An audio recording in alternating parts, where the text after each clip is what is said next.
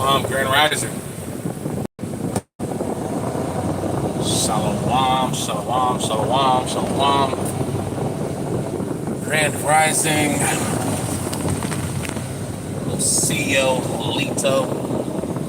Shout out to all my American Indians out there. Shout out to my Israelites out there. Shout out to my Nijis. Shalom, shalom, peace to you all. Grand Rising. So yeah, just wanted to talk about a few things this rising. Just wanted to talk about a few things. And before I even get into this conversation, I want to give a disclaimer, and I want to, say it that, people may be offended at what I'm about to say. People may be offended, but just understand, I'm not racist. I don't hate people because of their race. I don't hate people because of their nationality. I don't hate people because of, their beliefs, their understandings, their ethnic, backgroround, culture, what have you. Right? I don't hate people because of that. I can't even honestly. I can't even tell you a person I actually hate in my personal life. Like, I don't hate people. It's just not in me. It's not natural for me to just hate people. But there are people I do hate, and these are people who are evil people. And a lot of these evil people, they rule today's society, and they teach other people to be just like them. They teach other people to be just like them, which is evil, right? They teach other people to be evil just like themselves.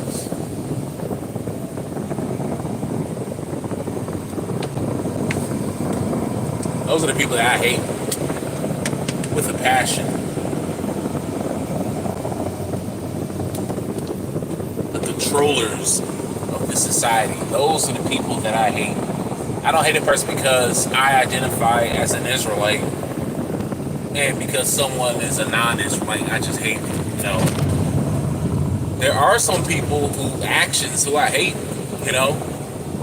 who are non-Israelites, right? And for people who have never been to my channel before and don't even know what the hell I'm talking about, if you haven't heard of Hebrew Israelites, my belief derived from the Hebrew Israelites. However, and Christianity too, right? Because the Hebrew Israelites' philosophies and teachings are very similar to the Christian ones, except for the Hebrew Israelites, though not perfect in a lot of their understanding and teachings, they have a much clearer understanding of the Bible and a much clearer understanding of the identity of who they are, right, as a people. Now, is it perfect? No. Because I personally used to believe in the 12 tribes chart. I don't believe in that crap anymore.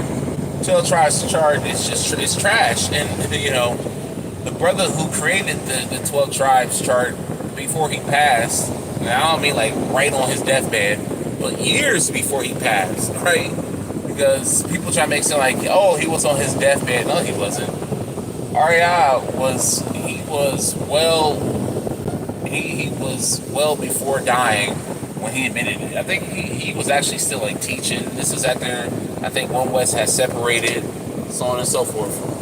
But the point is that he wasn't on his deathbed. This was years before he had passed.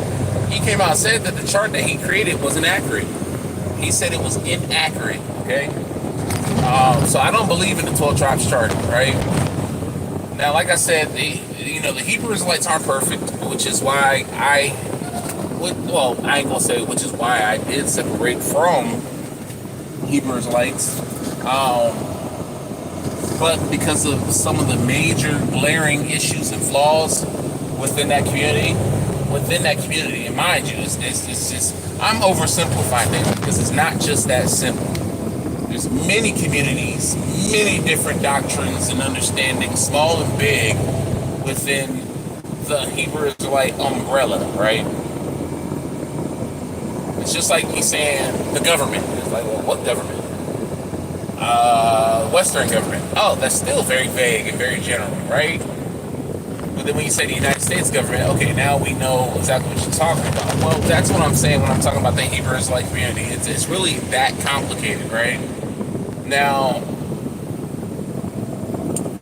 I am an Israelite, right? And for people who don't know, the Hebrew Israelites are essentially,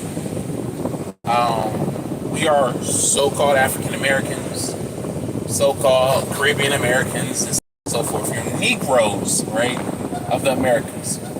We claim to be the Israelites of old. How do we prove this? Well, we prove this through prophecies that were fulfilled, that had already been fulfilled, and are being fulfilled at this moment.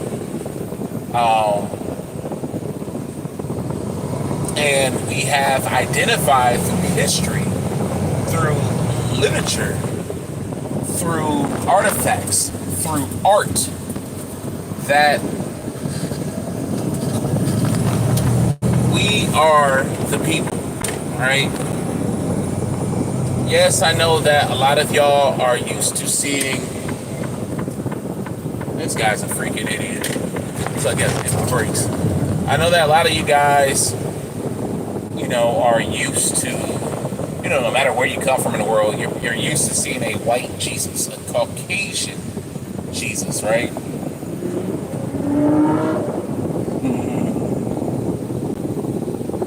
Turn it up, man. Yeah, but that's not the case. Jesus was not a Caucasian, not in the least bit. Because I'll let you in on another secret. Another truth that's probably gonna blow your mind. So-called white people didn't exist during the time Jesus walked the earth. Ooh, big shocker, ain't it? Yeah, very big shocker. There's a lot of indicators out there pointing to this, that so-called white folks didn't exist, that there was really nothing but the melanated folks. And I mean, when I say white, I'm talking about light skin tones. Did not exist.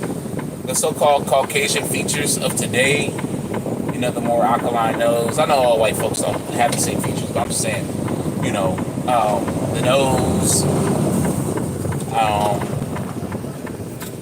lips, the pale skin, all that stuff. It didn't exist at that time. It didn't. Proof of this is, if you read in the book of Exodus, Miriam, who is Moses' sister, when she had gotten leprosy, remember it said that her skin was as white as snow, right? Her skin was as white as snow.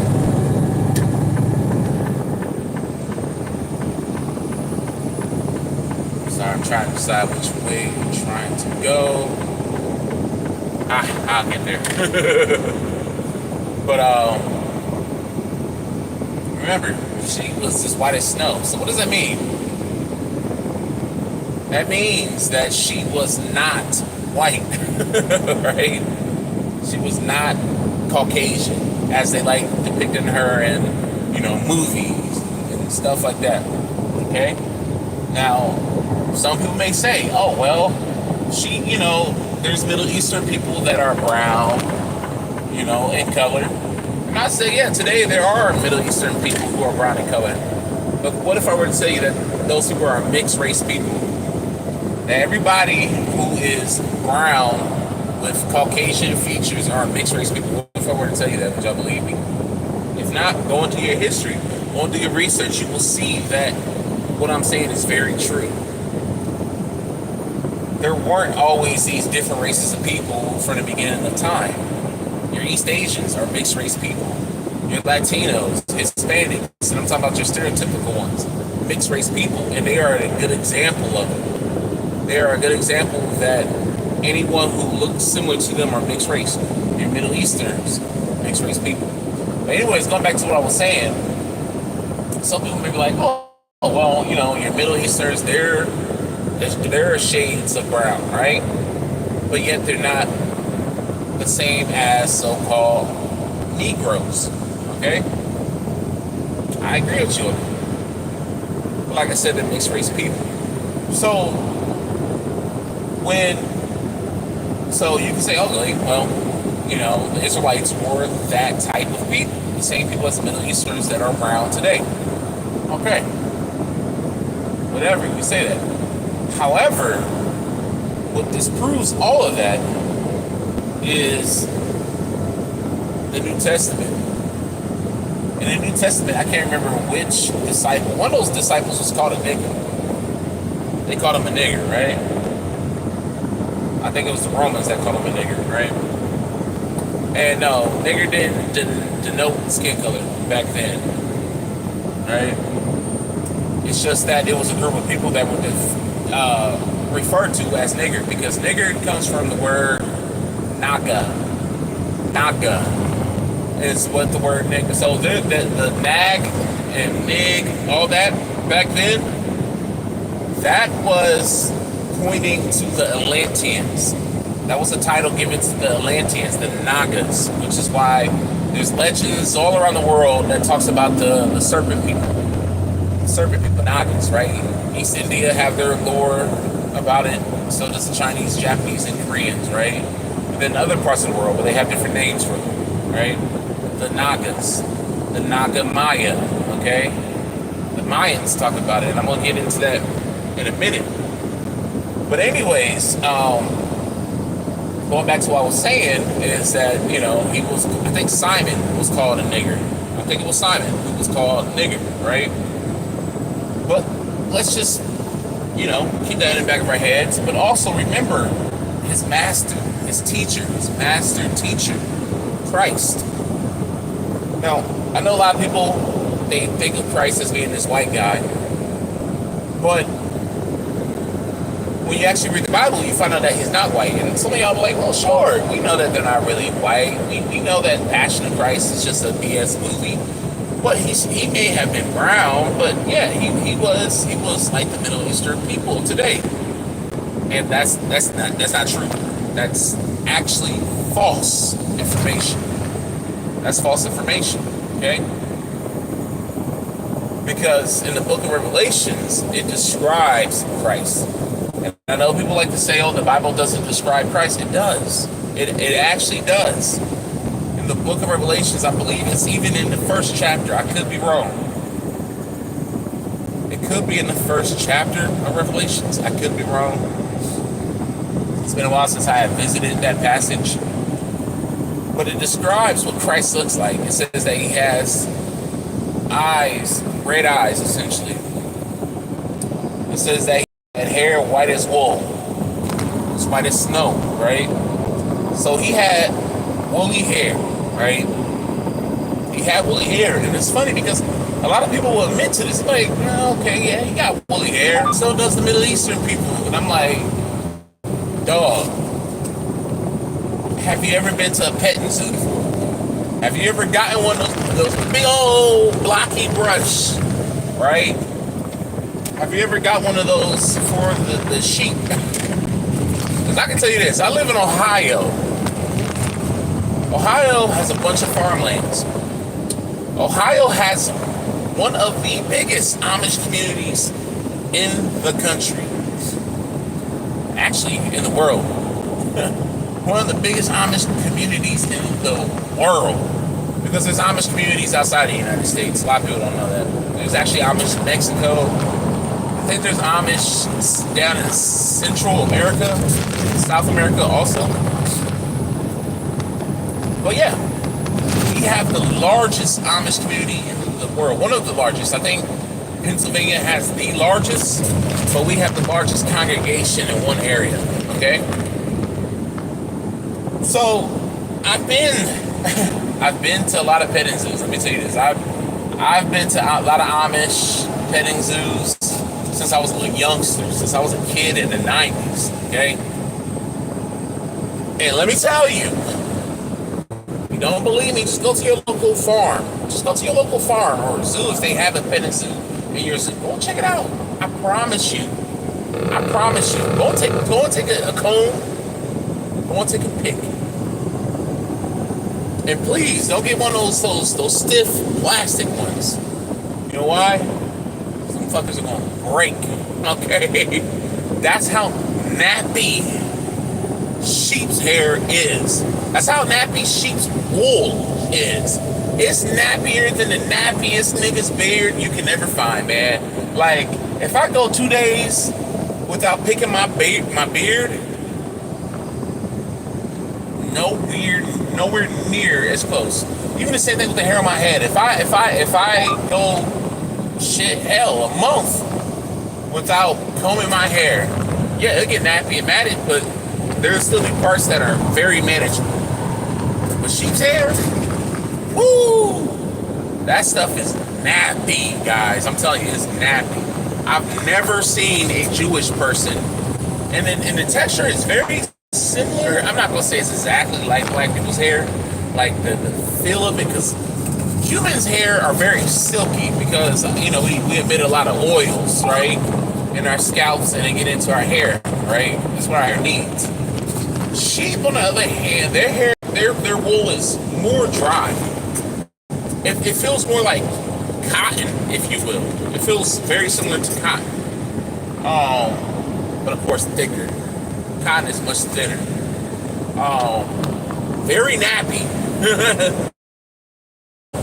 I have never in my life, I've seen Jewish people with fake curls in their hair where they actually curl curls into their hair. They get a curling iron and actually get the little ringlets to hang and stuff like that. Let me turn this damn sound struck. Yeah, I've seen that, but I have never in my life seen and I've seen Jewish folks with curls in their hair, like very loose round curls, but I've never ever in my life seen a white Jewish person with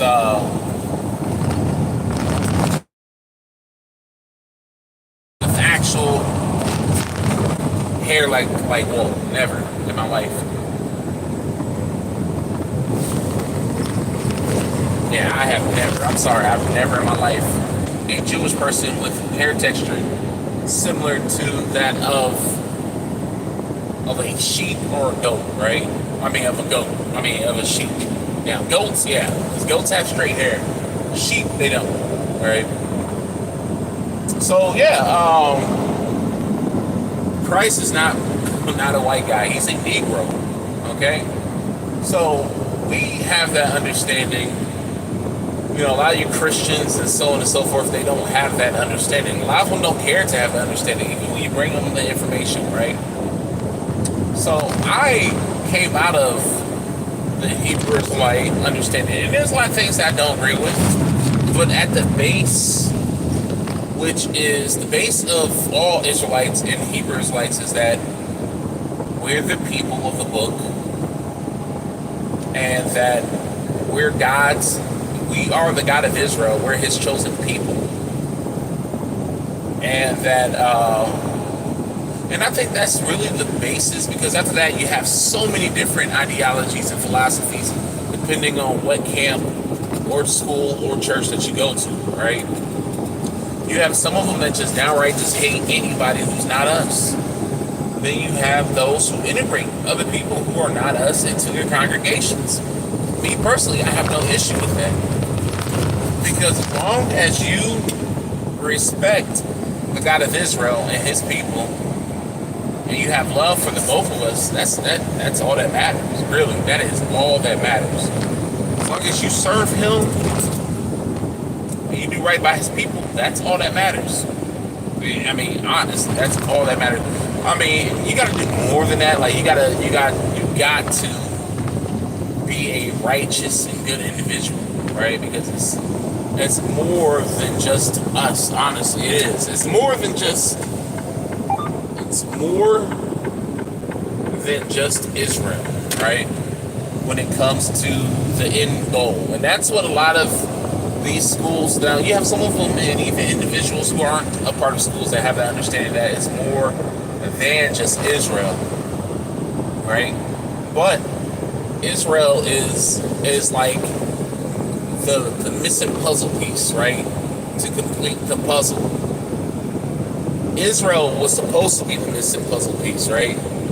Now, where my understanding diverged from a lot of Hebrew Israelites is that Israel had and still has a very important role to play in bringing peace to this world, okay? And that we get to go. Sorry about that, my signal went out. And it may out quite a bit through this just because I'm going to be driving a lot through the countryside. But like I was saying, Israel, we play a huge part in restoring peace to this world, right? The reason why we play a huge part is because of who our God is and the covenant that we made with Him, right? That's why we play a huge part.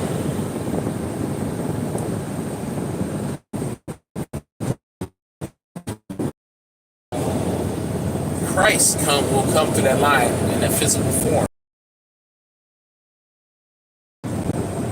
And we are the chosen people of the God of Israel. So we play a huge role in bringing peace to this world. Now, where my understanding, like I was saying before, as it got disconnected, where my understanding separates from a lot of Israelites is that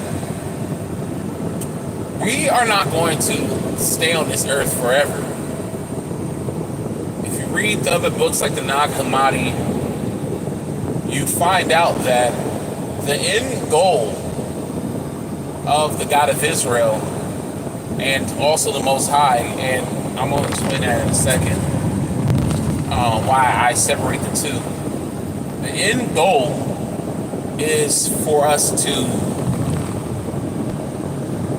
go back home, because we're not really from Earth.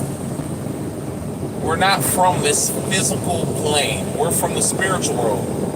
This is why Christ said to his disciples that we're not from here. We're not of this world. We're not of this world. Our original home is on the spiritual side. There's actual worlds. I know that,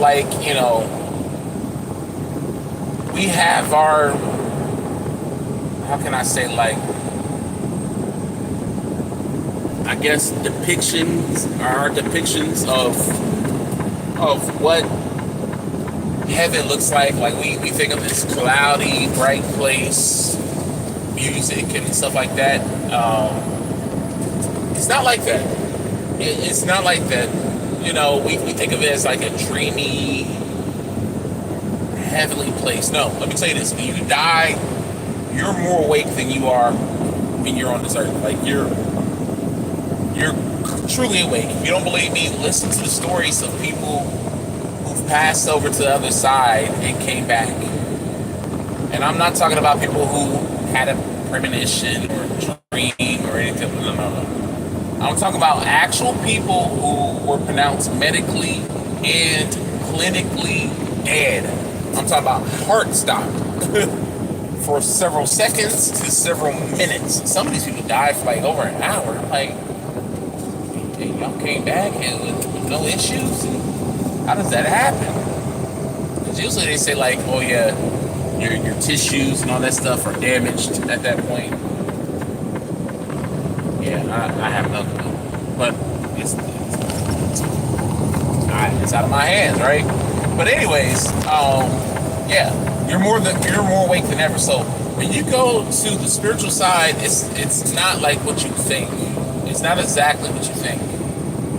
when you go to the spiritual side, it is when you go. There's many different heavens. I want to be clear on that. The Bible even tells you this. The Bible mentions the seventh heaven. The Bible also mentions the second heaven. So there's many heavens, guys, many heavens. But when you go to the Nag Hammadi, it gets way more in detail about these different heavens. Way more detail.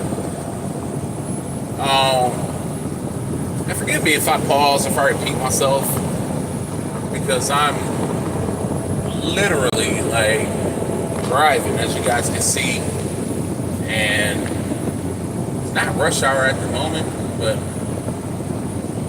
there's still a lot of traffic out here. And now I'm right beside this damn oversized load, and boy, yeah, he is oversized. Yes, sir. But anyways, is he trying to get over? Yeah, he's trying to get over. I am not.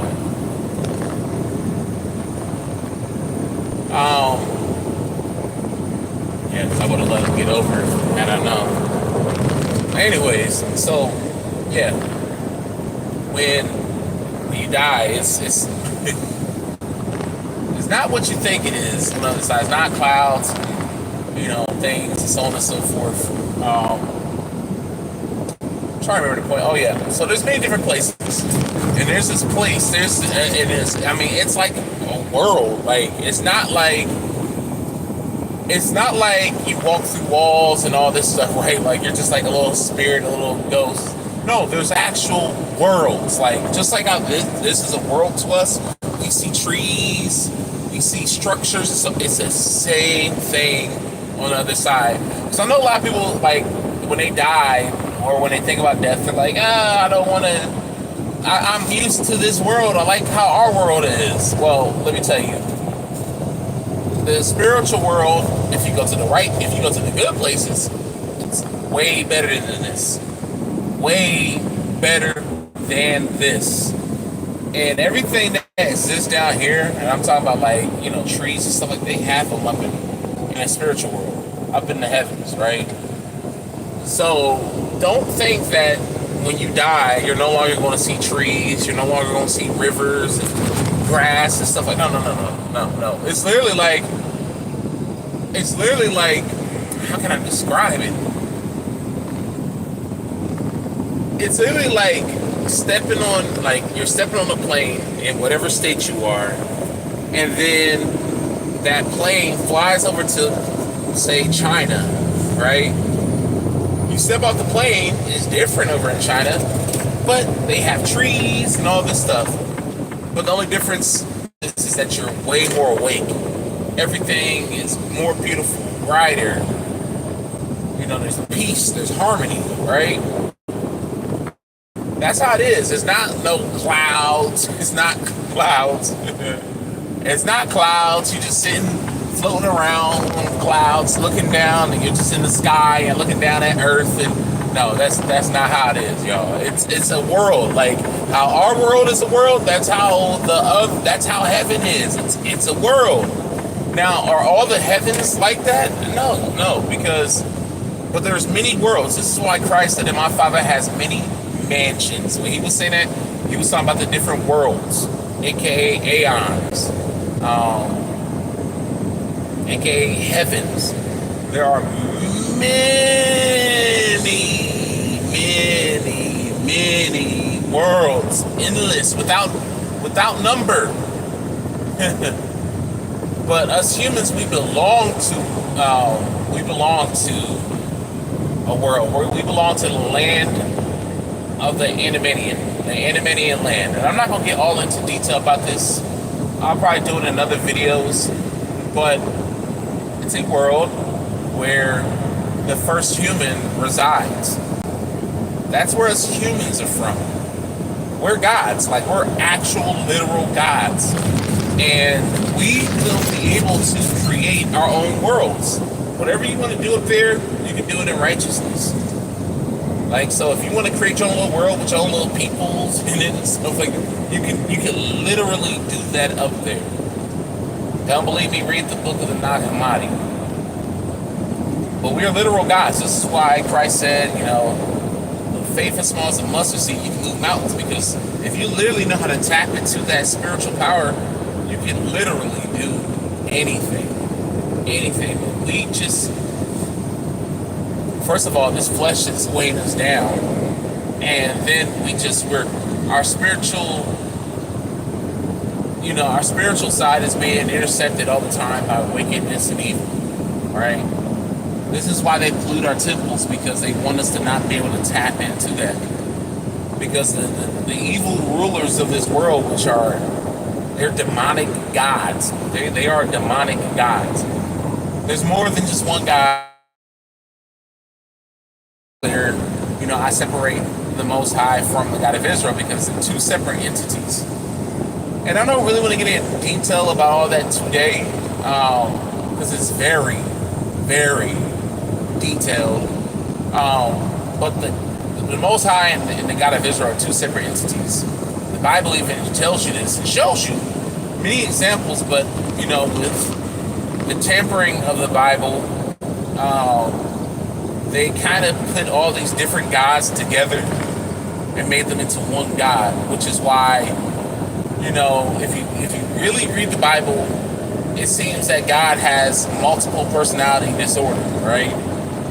Like he's a schizo, and that's because these devils who rule the world, and I'm not just talking about the spiritual gods and devils, but I'm talking about the people who are under them that listens to them.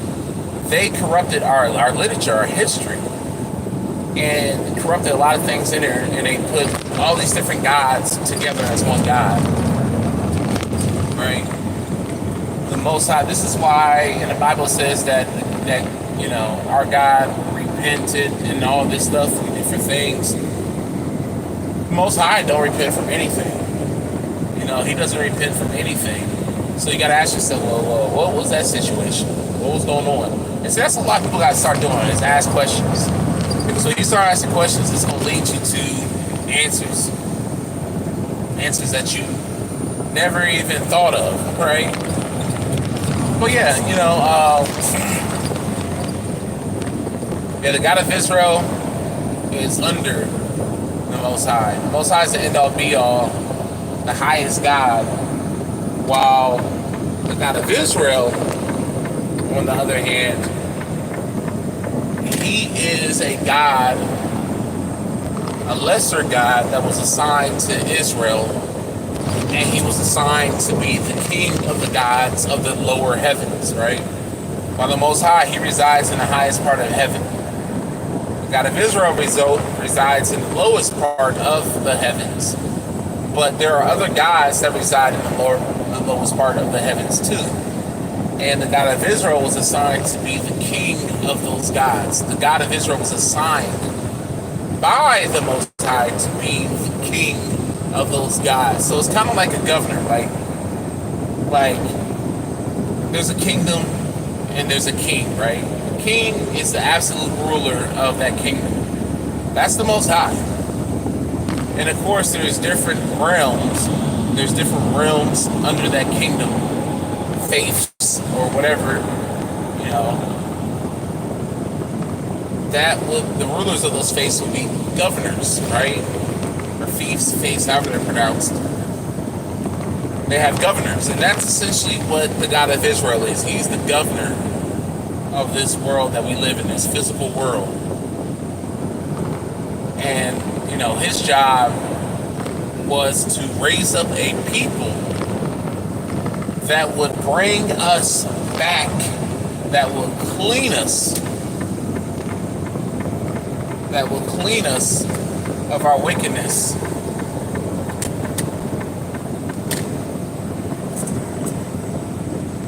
And make us righteous. Oh shit. That's slow ass, dude. Clean us of our wickedness. Clean us of our impurities and bring us back to the Most High. That's what the God of Israel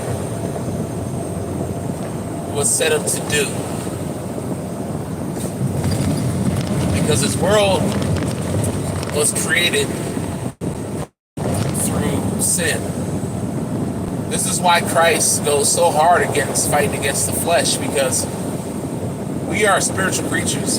Flesh was created out of wickedness, and it wasn't created by the God of Israel. It wasn't created by the Most High. It was created by another God, an evil God. So, this is why the God of Israel... Sorry, I'm overlaying this other truck. Damn, is whatever. Well, yeah, the God of Israel, his job was to raise up Israel so that Israel can be a light to the world, as we see in scriptures. But what did Israel want to do? We just wanted to be like everybody else, wicked as hell. Which is why it took us forever to get up in our land of Israel. Right? It took us forever.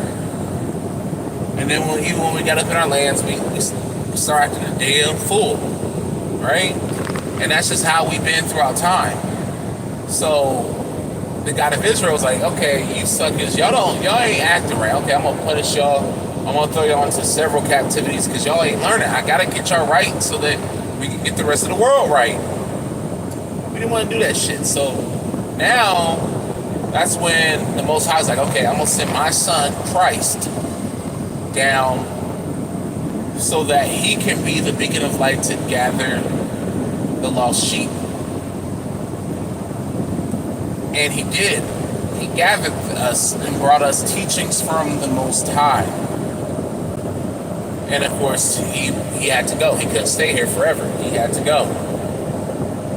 Now that little bit of information, and he also came down here to change the system, because before we had the system of the Levitical law. And the Levitical law, because let me tell you all this, and it's even in the Bible. It's stated in the Bible that Abraham kept the law. We know about the order of Melchizedek. They kept a law, and you have to ask yourself, what law did they keep if Moses was yet here? They kept the universal law. A lot of people ask, what is the universal law? Look at Christ. Christ tells you what the universal law is, right? The Ten Commandments is a universal law. And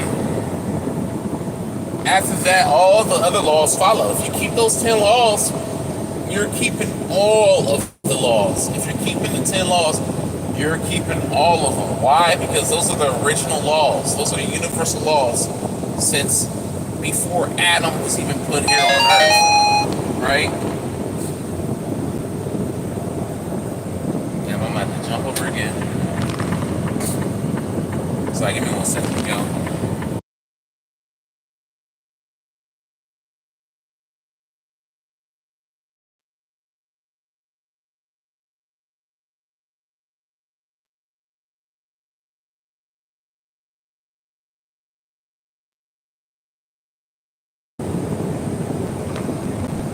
Sorry, I had to spit out the window. Anyways, yeah, the universal law has been around since before Adam came into the physical flesh, right? That was the law that we have to keep. Those laws that the order of Melchizedek kept, and now also Abraham. Now the Levitical law, well, is nothing more than just a modified version of the universal law. Why did we need the Levitical law? Why? You ask yourself, or you ask me, why did we have the Levitical law? And what exactly is the Levitical law? Okay, so whenever you hear me refer to the Levitical law, I'm talking about the law of cleanliness, right? Those laws were the laws of cleanliness. We had those rituals, also added rituals too, like sacrifice rituals and stuff like that. But the Levitical law was meant to make us set apart, like the God of Israel. Why? So that we could be priests unto him. This is why scripture says that Israel is a nation of kings and priests. That was our job. That was our job, to be priest unto the God of Israel. Now I say the God of Israel, I don't say the Most High. the order of Melchizedek, they were priests unto the Most High. Okay. So I know, like, people like to think that Levi is the highest level of priesthood. No, it's not. The order of Melchizedek is the highest order of priesthood. Okay, it's in your Bible. Here, it's in your Bible, but also it's in other books too. And other books get a little bit more in detail. I believe it's also in the Pseudepigrapha, but I could be mistaken. There's also a book in the Nag Hammadi called Melchizedek. Y'all can check that out. But the Melchizedek order is the highest level of priesthood here on earth. Okay. The Levitical priesthood is the second highest level of priesthood that I know about. Okay, I'm not gonna say for sure, but for my research, that's the second highest level of priesthood. Because there could be other priesthoods out there that I don't know about that serve the Most High also, and that also serves other gods that are higher than the God of Israel. Because there's many gods that are higher than the God of Israel. Okay. There's many gods that are higher than the God of Israel. Because like I said, there's upper heavens, and then there are the lower heavens. Okay? I said I wasn't gonna get into detail. I'm gonna try not to get super in detail. Cause it's a lot, y'all. It is a lot. I'm telling y'all, man. All praises to the God of Israel and to the Most High that they have shared this information with me. Because it's a lot of information. So anyways, so the Levitical priesthood, we got those laws in order to make us clean, right? Because we seen what happened when we weren't clean and we dealt with the God of Israel. What happened to Aaron's sons? Aaron's sons burned strange incense, right? Incense that had unclean material in it. And when they did it, it made them unclean. And the God of Israel world their asses, right? You know, like in War of Worlds, when they got hit with that laser beam, it got turned to, you know, a heap of dust. Yeah, that's what happened to them because they played with the God of Israel, right? Mm-hmm. They should have known better. But yeah, that's why we had to keep those laws of, you know, not eating unclean meats. You know, we couldn't have, you know, oils and pus in our skin when coming into the, you know, into the temples. We, you know, even when it came to like having sex, like we weren't supposed to do it on the Sabbaths, and even when we went up to temples, we had to be free of all that. You know, we couldn't have bodily discharges. You know, we couldn't do a lot of things, right? And that was because of the Levitical law, because we were acting as priests unto the God of Israel. Now, this is probably going to have a lot of people like, what the fuck? But if you were to ask me, do we have to keep the Levitical laws today? I say yes and no. No, meaning the laws of cleanliness, you don't have to keep them. Why? Because at this very moment, we're no longer acting as priests to the God of Israel. That job has been retired from us for now. For now, that job has been retired from us, okay? As Israelites. We have been we've been put on administrative leave, right? Because we didn't keep the laws. We didn't keep the will of the God of Israel. We didn't do what we were supposed to do. This is why we were destroyed as a people, and we're still destroyed as a people. You know, we're on the rebound. I see that we're on a rebound. At least we're like trying to come back, but we're not there yet. You know, we're not there yet. And, you know, salutes and shout out to you know, the brothers and sisters who think that we're there right now. But you know, I respectfully disagree. We're not there yet. I do see things are changing. but we're just not there yet. Because if we were, we would not still be losing our homes, losing our jobs, starving to death, sleeping outside homeless, being shot and killed by cops, being lynched by racist folks, being found in woods, you know what I'm saying? All that shit still wouldn't happen to us. By and large, as a people, we're still suffering. But I do see that things are reversing because you're seeing these other groups of people who are not us starting to suffer the things that we have went through for the longest, right? But we lost our job as priests have been revoked, and even as kings, because we live as peasants right now. We do. In our own land. I literally was watching Judge Judy the other day, and there was these two Nietzsche's, these two Israelites, right? These two so-called African Americans who had a disagreement with their landlord. And I mean, they were going through bullshit. Suffering bullshit. Their landlord was an asshole. She was African. And it's sad to see that our people have to grovel and beg in their own land. In our own land, we have to beg, right? So we're not kings right now. That role of us being kings and priests snatched. Those are two very prestigious roles. We lost it. We lost it because we wanted to be assholes. We wanted to do our own will instead of the will of the God of Israel, which was to guide everyone home, right? So no, we don't have to keep part of the Levitical law, which is the law of cleanliness, because we're no longer acting as priests right now. Now, of course, when Christ comes back, because remind you, Christ was the one who changed the system, and he had to change the system. Why did he change the system? Because the God of Israel was no longer going to be with us in the same capacity that he was with us in the past. Literally, the God of Israel is there holding our hands. If you notice throughout time, when you read the scripture, he started to loosen his grip on us little by little. Why? Because we were loosening our grip on him little by little. It's as if the God of Israel was our father and we were a child, and we seen, our father told us, hey, son, I got an amazing surprise for you at the house. Something that's going to make you amazing, and something that's going to make your friends amazing too. It's going to make you very happy. You're going to be very happy. But we see, all the other kids at the side having fun. And we're like, no, I want to go and play. I want to be like them.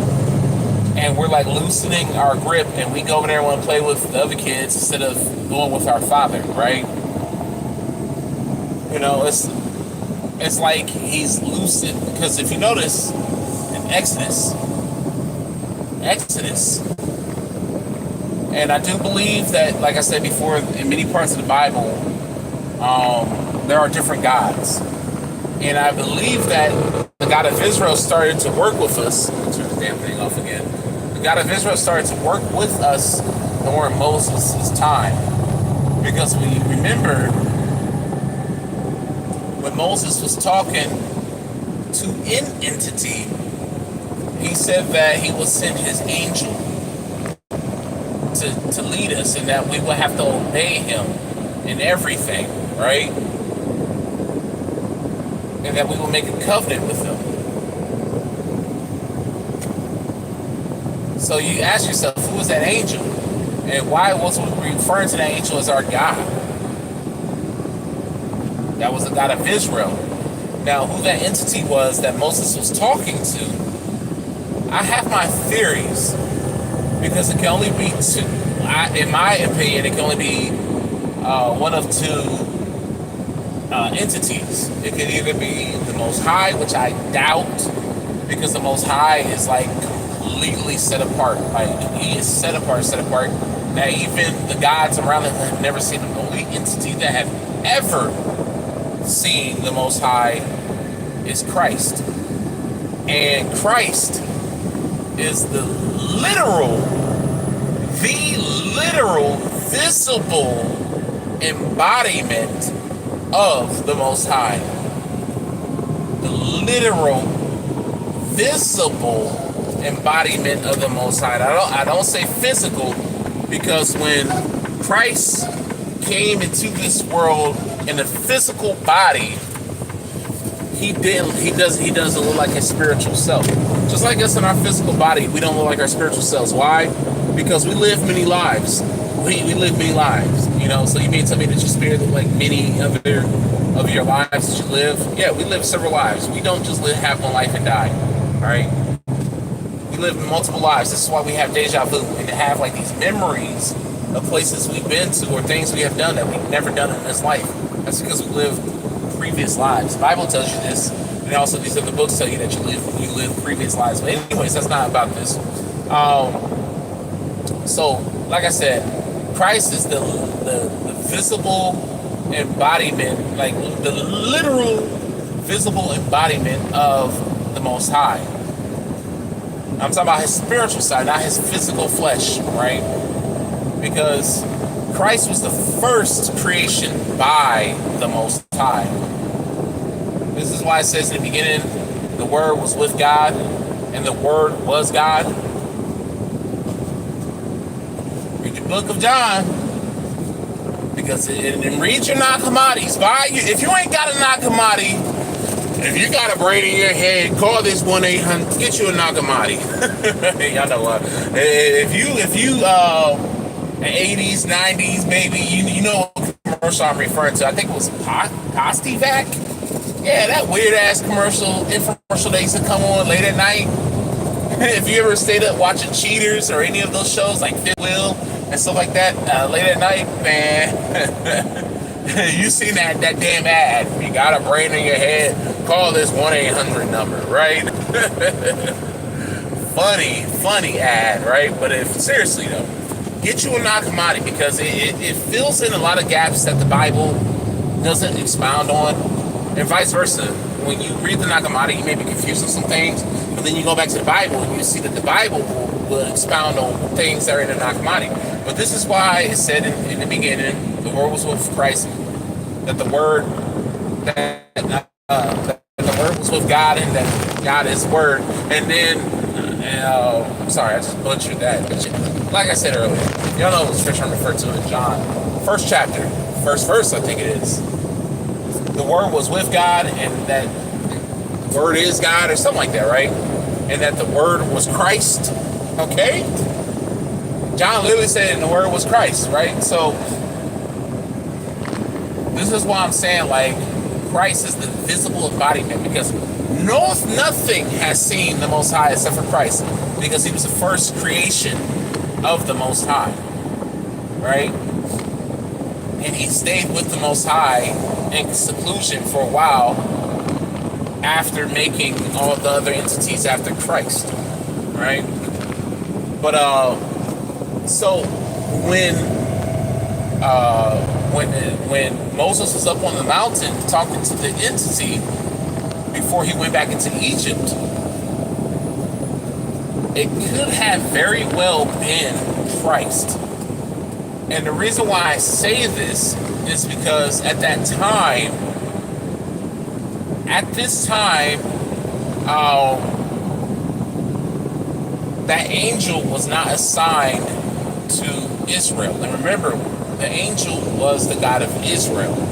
That angel had not yet been assigned. And remember, this entity told you that tells us that that angel, we have to obey him. So we already have this understanding that that angel is the God of Israel, right? Because we know that whatever entity was talking to us was going to sign that angel, who we know is the God of Israel. So it couldn't have been the God of Israel. And it can't be the Most High, because the Most High stays in seclusion. So who would be the representative of the Most High? Christ would. Christ is that representative of the Most High. Why? Because he is literally the Most High, but the visible embodiment, his representative. He's me. He's literally me, right? He's a little me. So that's how it is with Christ and the Most High. Like, two separate. And I know that's just like weird to think of because it's like what? But that's just what it is. I know that's a hard understanding, but that's just what it is. So I believe one of my theories is that the original entity that was talking to Moses was Christ. Okay, so anyway, so what Christ is going to do when he comes back for a second time, well, I'm not going to say a second time, but when he comes back for the final time, what he's going to do is he's going to make war with the evil entities of this world and their little human minions, right? After those minions are slain, who rule this world, they will be destroyed, right? The evil ones. And so will the entities and the gods that they follow. Now, there will still be evil humans left on this world, but they're just going to be the ones that are not in power. So like your little clan member and all that stuff, like you ain't got much power, he's just like a little racist for no fucking reason. Never encountered a black person in his life yet. That guy, he'll probably still be left here unless somebody gets a hold of his ass, right? How do we know this? Because in the book of Revelation it talks about the 1,000-year kingdom. And for Christians out there, the 1,000-year kingdom has not happened yet. For you Hebrew Israelites, the 1,000-year kingdom has not happened yet. It has not. Because, like, people just read your damn Bibles, man. Jesus Christ. I hate to sound like I'm an asshole or anything like that, but it's just like, come on, people, man. Read your Bibles. The 1,000-year reign hasn't happened yet. It's because, where's Christ? Where is he? It's supposed to be peace for 1,000 years, right? So when Christ comes back, what he's going to do is essentially he's setting up the kingdom.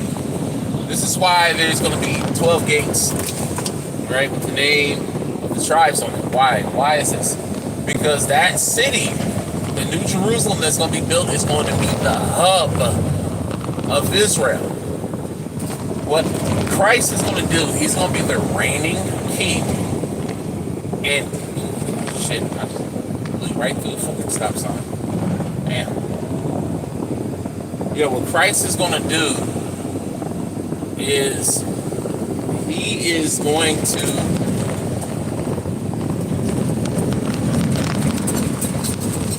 sorry, I'm up here going through a small town, so I'm checking the traffic.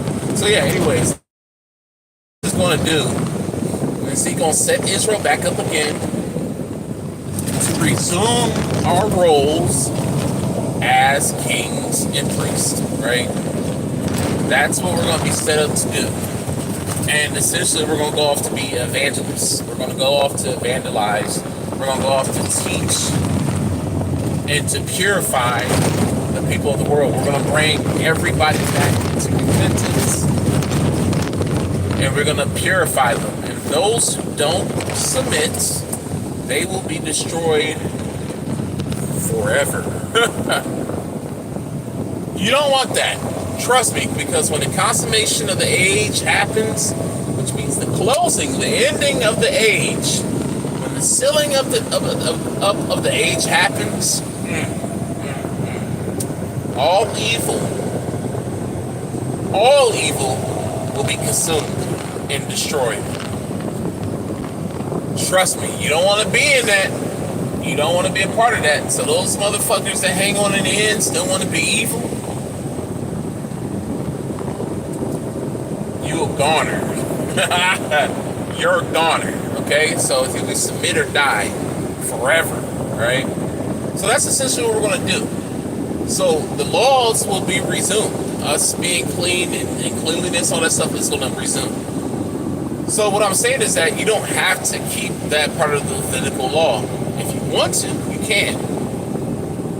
If you don't want to, so be it. It doesn't matter at this point in time. Okay? Now, does it make good practice for the future? Hell yeah. It makes good practice, right? But we don't know how to keep, and this also goes for, because also part of the laws is our customs and traditions, like our holy days, right? Our new moons. And this just goes to more towards what I'm saying is that we don't have to keep it, because if we were supposed to keep it, wouldn't we know when our holy days fall on? Won't we know which is the new moon? What phase of the new moon is the new moon? Wouldn't we know that?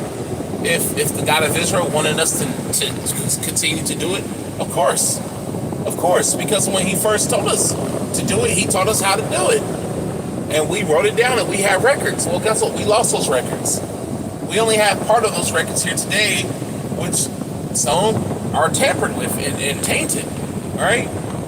So, if we were supposed to keep these, we would know when the new moon is. We won't be sitting here bickering about, is it the full moon? Is it the half moon? Is it the first sliver of light? Is it the last sliver of light? Is it complete darkness? You see what I'm saying? We would know. But we don't. And it's because it's not meant for us to know. There's a script in the Bible, I can't remember exactly where it is, that says that. Just like we don't know when our holy days fall on. We don't know when first fruits fall, what day that is. We don't know when Passover is. You know what I'm saying? We don't know when Feast of Tabernacles is. We that's why we all have different dates, because we don't know. Why? Because it's not meant for us to know right now. Even the same thing with the Sabbaths. We don't know when the Sabbaths are. We don't know if it's Saturday. We don't know if it changes every week. Because there's some camps out here that celebrate the Sabbath on different days of the week, based on their calendar. Some people just keep it simple. They just do every Saturday, right? So a lot changed, and Christ changed that when he came here.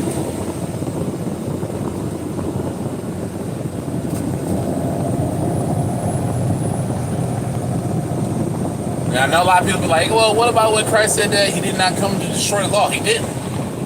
He didn't come to destroy the law. Not one jot, no one tittle, and no wise shall pass from the law till all be fulfilled. Till all be fulfilled. So he didn't come to destroy the law at all. But he said, not one jot, no tittle shall pass from the law till all be fulfilled. What was the fulfilling? Him coming. Him coming and being our ultimate sacrifice, being our last sacrifice. Him being the sheep to put us in a grace period. See, a lot of people don't have understanding why Christ came here. Christ came here, originally he came here to give us a little bit of the teachings from the Most High, before he went, but also his main goal, his main objective was here to be our sacrifice, because he knew what we were about to go into. He knew the hardships and the punishment that we were going to go into. He knew that we were going to lose our history, culture, and traditions. He knew that we were going to lose all that. So they came up with, and I'm talking as if they're humans, but they had a solution for what we were about to go into, because we were about to go into some serious punishments, which is what our ancestors went through and we're going through right now. He's like, okay, well, they're going to forget who they are as a people. They're going to forget their customs and traditions. So what we need to do is we need to come up with a solution. The solution is, I'm going to sacrifice myself. Here's the outdoor gun range that we go to. We're going to sacrifice ourselves. I'm going to sacrifice myself for them, to give them a grace period. To give them a grace period. And that's what we're in right now. Right? That is what we're in right now. So that's what he's talking about, all being fulfilled. And that's why Christ gave up his breath, his last breath. He said, it is done. It is done. Right? Because he fulfilled his part of the contract. Right? So no, the laws are not destroyed. Because why? When Christ comes back, we're going to go back to keeping those laws. But he gave us a grace period to not have to keep the Levitical laws, right? And that's the laws I'm talking about. That we're talking about, no wise shall pass, right? Because the universal law always exists. He didn't come to do away with those. He came to do away with the Levitical laws. Why? Because our Levitical priesthood was soon to be destroyed. After Christ left, Israel fell apart. And what was it, 92 AD? I think it was 92 AD is when we got sacked for the last time. Jerusalem fell. It was done. Christ knew that. And the Levitical priesthood would be destroyed after that. So there was no way we were going to be able to keep our laws in our history. So this is why Christ implemented that, right? That's why he came down as a sacrifice. Because he knew we weren't going to be able to keep the laws anymore. We weren't going to be able to keep our traditions and our customs and culture anymore. We weren't going to be able to have a temple to go to anymore, right? So hopefully you guys understand that. Even those who may have been offended, like, don't have to keep the law anymore. Hopefully I explained to you guys well enough why we don't have to keep the Levitical laws, which the Levitical laws is just a modification of the universal laws that's always existed, okay? So no, you can't just sleep with your mother. You have to honor your mother, your father. You can't sleep with your father. You can't do all this other weird shit, right? You can't do all that stuff because all that is in the universal law. Now, eating pork and eating shrimp and all that stuff, you can do that. And see, some Israelites, I'm not the only Israelite that have this understanding. There's other ones out there, and there was this one specific brother who they clowned like a year or two ago because he said that we can eat pork, right? He said that we can eat pork, and he's not lying. You can. You can. But pork is still unclean. Pork is still unclean. Pork is still unclean. So is shrimp and all that stuff. Still unclean. But it doesn't matter in a spiritual sense right now because you're no longer a priest. You can't perform priestly duties anyways. You don't even know how to keep them, right? I know people like call themselves high priests like Alazar did, right?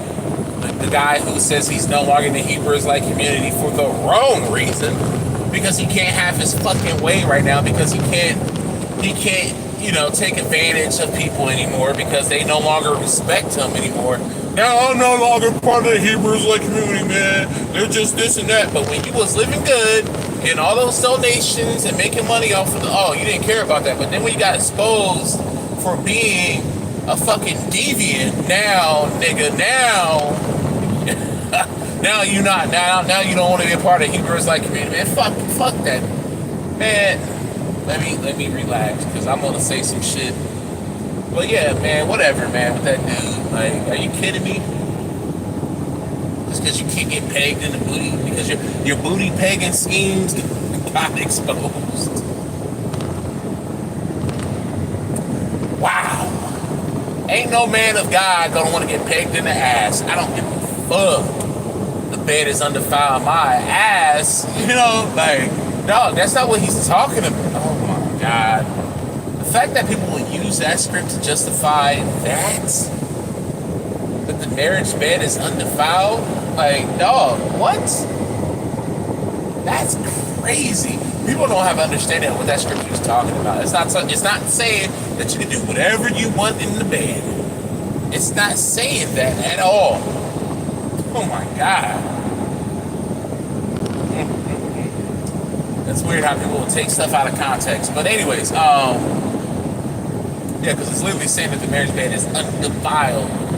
It is undefiled. It's supposed to be undefiled. You're not supposed to defile the damn thing. Because marriage is a righteous thing. So what happens if y'all know anything about Israelite culture, right? What happens after you get married? What consummates the marriage? What makes the marriage completely official? 10 seconds. 10, 9, 8, 7, time's up. No, I'm just joking. But seriously, what makes the marriage complete? When you have relations, when you have sexual relations with her, and you bring out the cloth and it has blood on it, that shows that the marriage bed is undefiled. But you have people out here who takes that script and be like, oh, no, I can do whatever I want. No, it's saying that the marriage bed is supposed to be undefiled because when you go into your woman, she's supposed to bleed, and you're supposed to put on a cloth. That's how you know that she's a virgin. Because what a lot of people don't understand is that when in Israelite culture, and even other cultures around the world, when you marry a woman, you're supposed to go into the marriage chamber. Do we not remember what our patriarch Jacob did? And Isaac? Do we not remember? Remember when Isaac's mother, remember how she gave, I think it was her tent, she gave to Isaac so that he can break it. I'm sorry. I know that sounds very, as my wife likes to say, very crass, but yeah, to break her in, right? Because that's what you're supposed to do to consummate marriage. It's the marriage bed, right? So it's supposed to be undefiled. And meaning in undefiled is that your wife is supposed to bleed, right? On the marriage cloth. Anybody who reads about it, y'all know what I'm talking about, right? So yeah, that doesn't mean you can go off and do whatever in the bed. You can have your woman put on a false penis and become Baphomet and then peg you in the booty. No. Jeez. Anyways, going back to what I was saying about the Levitical law. So yeah, you can't just go and do shit like that because it's a part of the universal law. It's a part of the universal law. The Levitical law was just the law of cleanliness on top of the universal law, right? Just not having sex with your mother, your dad, not killing, not stealing. How do we know that these are universal laws to begin with? Because with a lot of people, it's natural. It's natural that we know that stealing is bad. Like we all know that we're wrong when we do it, unless you're mentally disabled, right? We all know that just hitting someone in the back of the head for no reason is evil. We know that killing someone is evil. We know that torturing someone is evil. We know that having sex with, we know that raping someone is evil, right? There's things that we just inherently know in our core is wrong. In our core that we know is wrong, right? People still do it anyways, but the fact is that we know that it's wrong. Though, why do we know that it's wrong? Because it's put into us. The universal law is literally put into all of us. It's literally put into all of us, which is why we feel convicted when we do these wrong things, right? But the Levitical law was just put on top of that, right? The Levitical law was put on top of that, which was the law of cleanliness. Why? Because we had to be priest. We had to be priest. So, anyways, that is what we're here to do, you know? And it's so funny because, like, you know, I'm kind of switching subjects a little bit. You know, we have, because like I said, we're still in these curses. We're still in these curses.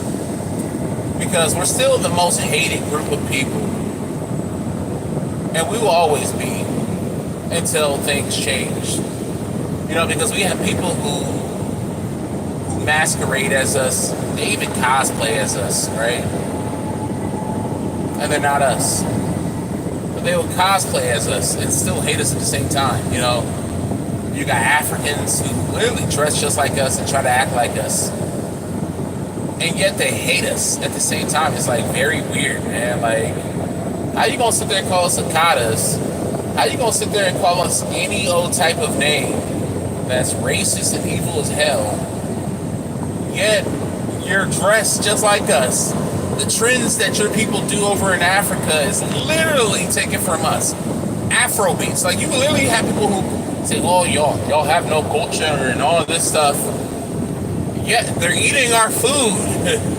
They're eating corn. Like, it's so funny because some of the biggest staples over in Africa, one of them is corn.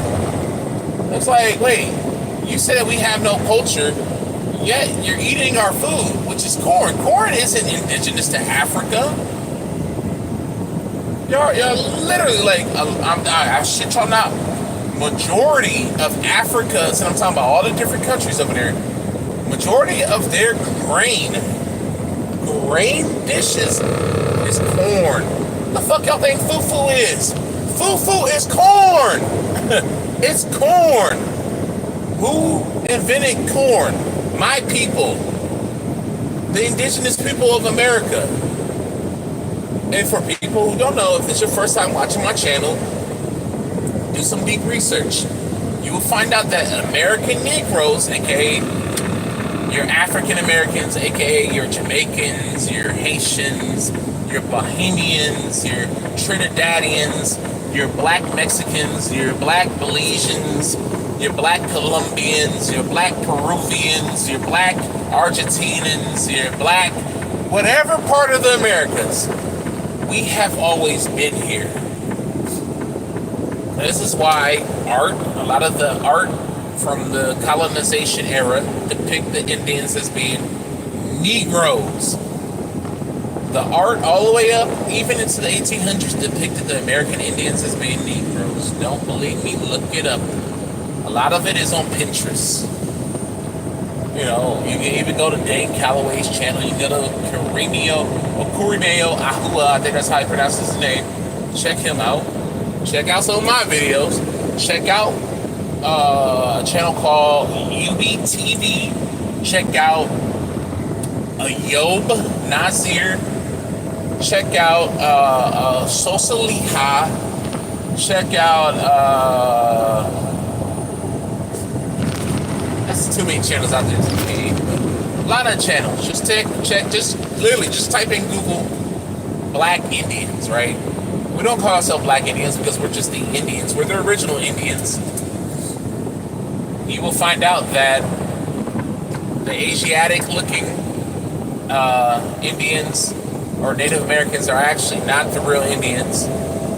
You'll find that out. There's actually a lot of information coming out now about that, and a lot of these Indians and even Asiatic people who are admitting that they're not real Indians, right? But yeah, we invented. If you have the understanding that we are the indigenous people of the Americas, you know that we invented corn, we invented potatoes, right? This is why in a lot of Negro dishes, like American Negro dishes, corn is a huge staple. We make a lot of our stuff in corn. We have always battered our fish in corn. We invented cornbread. This is why cornbread is a very big dish with black folks.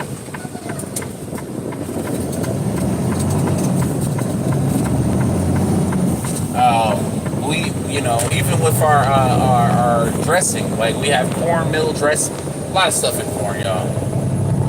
Corn is in a lot of our dishes as American Negroes. If you look at American Negroes' food,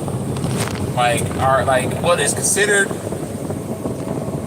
considered, I'm not gonna say Southern cuisine because you have a lot of white folks who try to infiltrate into that and they use that as a general term. But we're gonna say soul food, right? Soul food is specifically food made by so-called African Americans, right?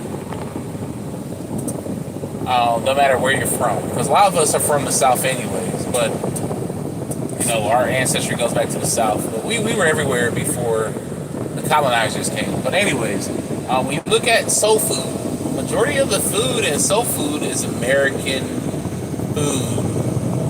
foods, plants that are found here in the Americas. A lot of our foods found here in the Americas. Why?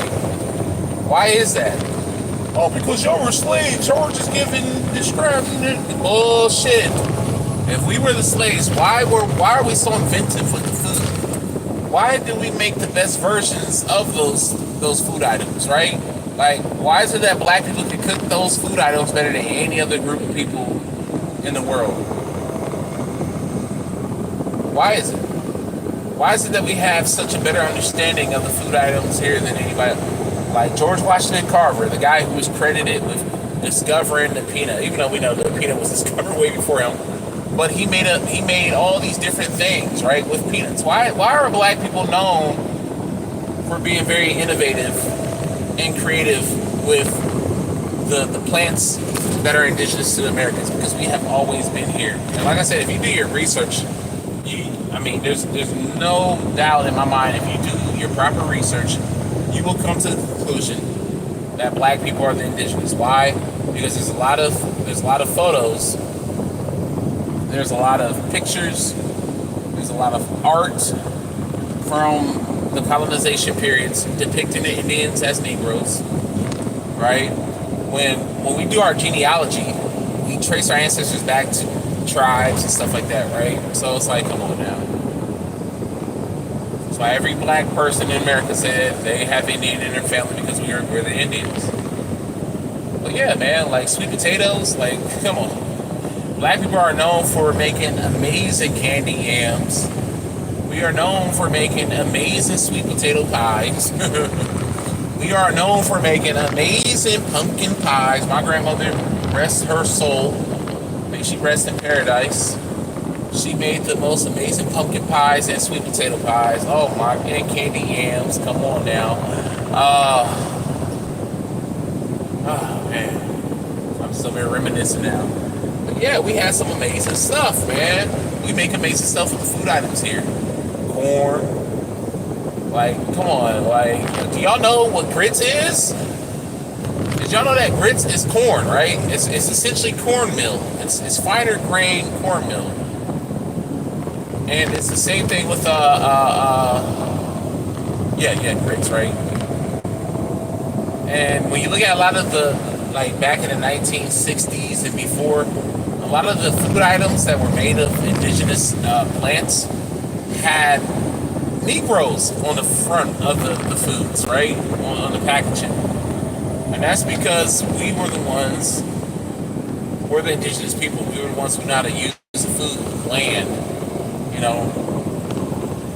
Like, are you really going to have people who are unrelated to the land to come over here and farm the land? That makes no sense. When you already have the group of people over here who are familiar with the land. Oh man, the Indians, they were killing themselves rather than being some bullshit.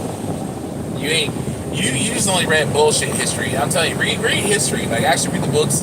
You'll find out that they enslaved millions of Indians. And that they had Indians working the sugar cane and even tobacco plantations. Like, stop playing with me. I don't know why they still teach these lies in school, because they'll teach you some lies and then they'll teach you. They'll also, like, oh, those were just lies. That wasn't really true. And it's like, well, what's the truth then? If those, why y'all teaching us the lies then? If that's not true, it's crazy, man. But anyways, yeah, just do your history. Do your history. For example, like Tuscaloosa was the name that they gave the American Indian chief down in Alabama. He was a big warrior. You know what Tuscaloosa means? It means big black warrior. Yeah, I mean, when you look at the journals of a lot of these early colonizers and explorers, they will tell you that the Indians were black. Like, so that's what I'm saying. We've always been here, right? So when people say that, oh, y'all have no culture, nigga, y'all eating our culture.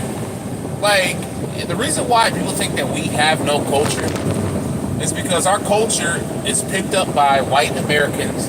And what white Americans do to our culture is they take it and they without our permission, essentially, they take it and they spread it worldwide. Just like how the music industry does. They'll take some artists and then they'll take that person's art or music and then they'll publicize it worldwide. They'll publish it worldwide. Well, that's what they did to our music and our culture, right? So when people say, oh, you ain't got no culture, it's because they have implemented our culture into their culture and they consider it to be just general culture. Or they see it as being part of their culture, when really, it's our fucking culture. Like, people will sit there and be like, oh, Afrobeats is ours, it's ours. No, the fuck it ain't. We created hip-hop. Afrobeats come from hip-hop. Who created hip-hop? We did. Who created R&B? We did. Afrobeats is nothing more than hip-hop and R&B with them just putting their little taste to it, their little spin to it. That's all. But at its core, like honestly, I won't say 99% of it is ours. 99% of it is ours, right? Literally, 99% of it is ours. Same thing with K-pop and J-pop. Ours. Rock and roll. Country music. All of that came from us.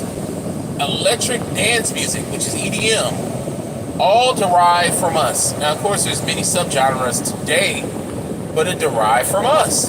So our stuff is always taken from us and mass produced and given to everybody else, and then they're like, "Oh, y'all niggas ain't got culture."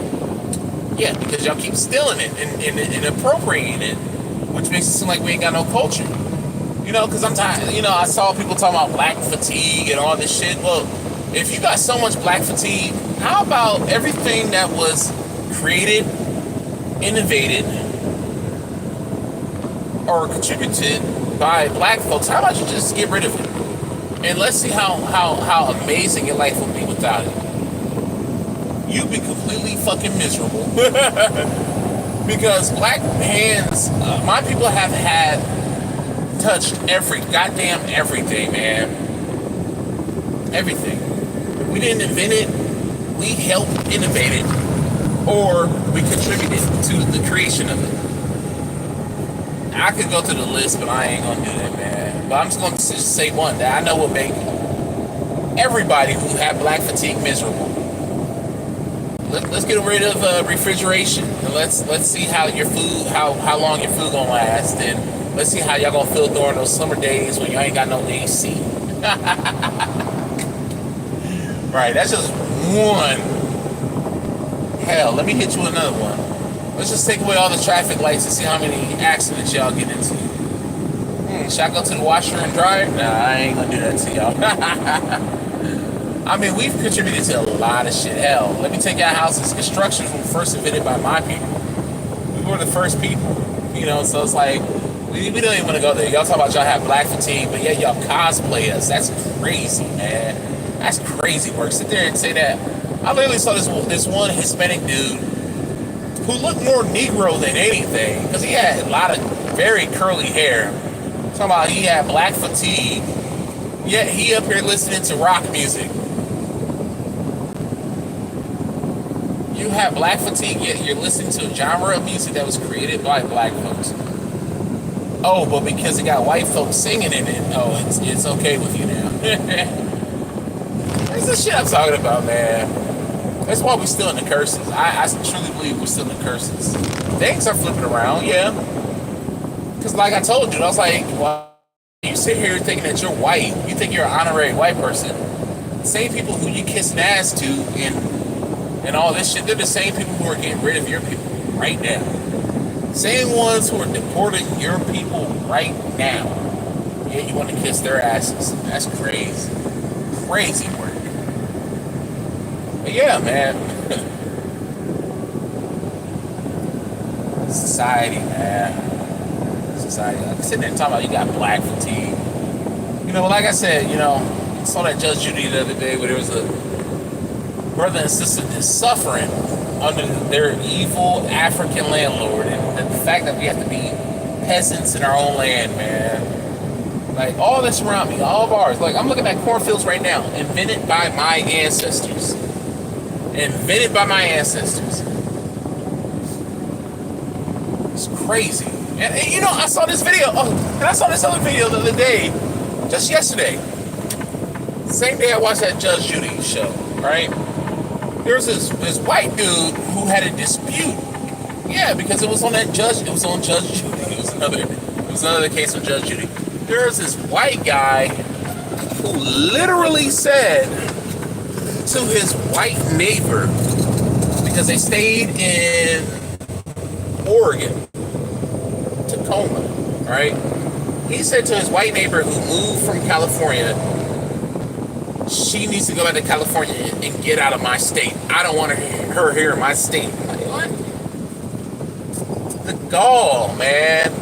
The fucking nerve that these people, just because of how they've been ruling for the past like 100 years, man, they believe that they have rights to this land, like as if they didn't steal this land. Crazy. Get out of my state. What?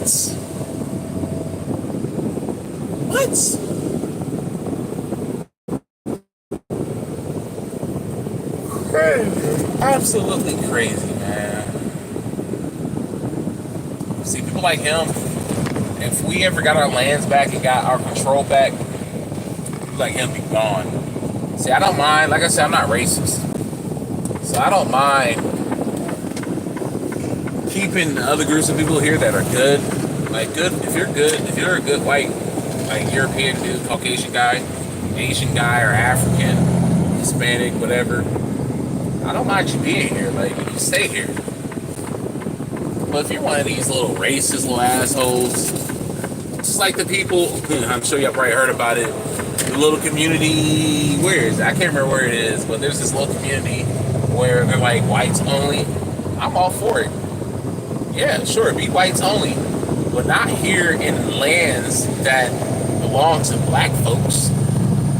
Black folks, right? Because these lands, America belongs to my people. It belongs to me and my people. So yeah, if you want to do that, go back to where your people originate. But it ain't the Americas. If anything, take your ass back to Europe, because that's where you are predominant at. Go back to Europe if you want to do that. If you want to go to the Swiss Alps and do that shit, so be it. But don't do that shit here in America, because this land don't belong to you. You know what I'm saying? It'd be killing me, man. Like, what? How you gonna sit here and divvy up land that don't even belong to you, or try to assert authority over in land that don't belong to you? Like, come on, make it make sense, man. Make it make sense. But all the good white folks, you know, all the good Asian folks, because there's good people of all, you know, backgrounds. Good people of all backgrounds. Like I said, I'm not racist at all, man. I wouldn't know how to be, honestly, because it's just, what the fuck is going on here?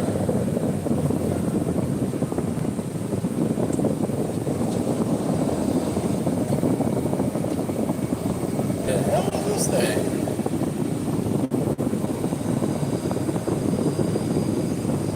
Oh, okay.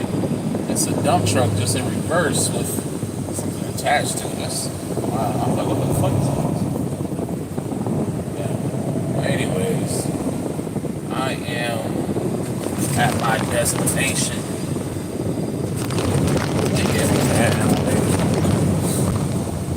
Yeah, like I said, I don't know how to be racist, because I just don't have evil in my blood, man. It's just not natural for me to be evil, to be hateful, to be spiteful, to hold grudges and things like that.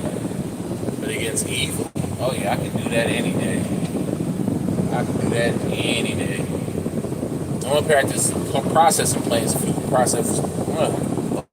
processing plants that make like Oreos. They make like the cookies for Oreos. They also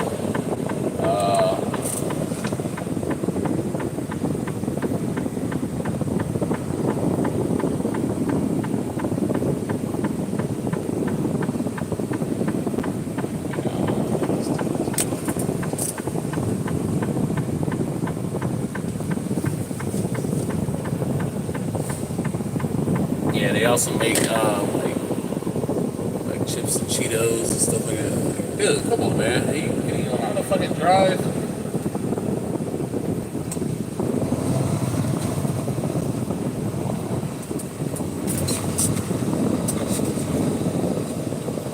Russian dude.